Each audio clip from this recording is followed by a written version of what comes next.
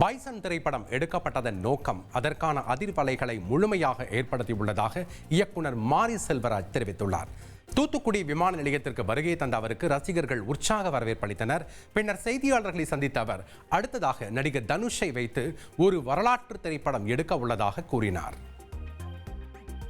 Bison release ஆன நாளிலிருந்து மிகப்பெரிய ஒரு மக்கள் கொண்டாட்டத்தையும் வெற்றியும் அடைஞ்சிருக்கு. படம் எந்த நோக்கத்துக்காக எடுக்கப்பட்டமோ, படம் என்ன மாதிரியான அதிர்வுகளை உண்டாகணும்னு நினச்சோமோ அது அப்படியே முழுமையாக செஞ்சிருக்கு அப்படிங்கிற சந்தோஷம். எப்படி மக்களுடைய சொன்னால மக்கள் மிகப்பெரிய வெற்றியை கொடுத்துருக்காங்க.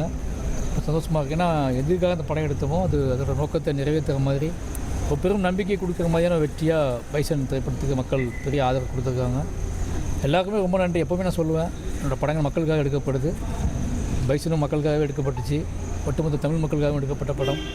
ஜம்மு காஷ்மீரின் பதேர்வா பகுதியில் பனிப்பொழிவு அதிகரித்ததால் சுற்றுலா பயணிகள் உற்சாகமாக பொழுதை கழித்தனர். ஜம்மு காஷ்மீரின் பதேர்வா பதான்கோட் நெடுஞ்சாலையில் இருந்து ஏறத்தாழ 9500 அடி உயரத்தில் அமைந்துள்ள குல்டாண்டா பகுதியில் பனிப்பொழிவு அதிகரித்து காணப்படுகிறது.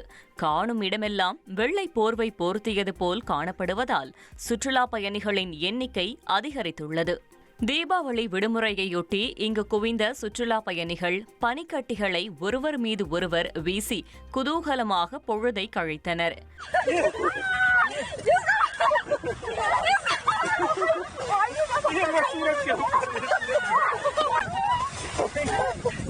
மேலும் தேனிலவு காண வந்த புதுமண தம்பதிகள் பனி பிரதேசத்தில் ஆனந்தமாக நடனமாடினர்.